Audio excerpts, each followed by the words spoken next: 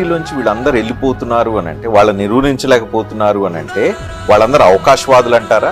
అలాంటి అవకాశవాదుల్ని మీరు మీ పార్టీలోకి తీసుకొచ్చుకోనో లేకపోతే మీ పార్టీలో పెంచి పోషించిన దానికి మీరేం సమాధానం చెప్తారు? డెఫినెట్ గా ఒకటైతే చెప్పగలనండి. ఇప్పుడు కడియం శ్రీహరి గారు పార్టీలోకి వచ్చింది 2013 రాగానే ఆయన పార్టీ ఎంపీ చేసి, ఎంపీ అయిన తర్వాత ఒకానొక సందర్భంలో తిరిగి ఆయనని ఇక్కడ శాసనసభకు తీసుకొచ్చి ఆయనను వెంటనే ఉప ముఖ్యమంత్రి చేసినారు కేసీఆర్ గారు. ఎమ్మెల్యే చేశారు స్టేషన్ గన్పూర్ నుంచి, ఎమ్మెల్సీ చేశారు. తర్వాత తిరిగి మళ్ళీ మొన్న ఎమ్మెల్యే చేశారు. చేసిన తర్వాత మళ్ళీ వాళ్ళ కూతురు కూడా ఎంపీ టికెట్ ఇచ్చారు. కేసీఆర్ గారిని చాలా మంది మోసం చేశారు 24 ఏళ్లలో.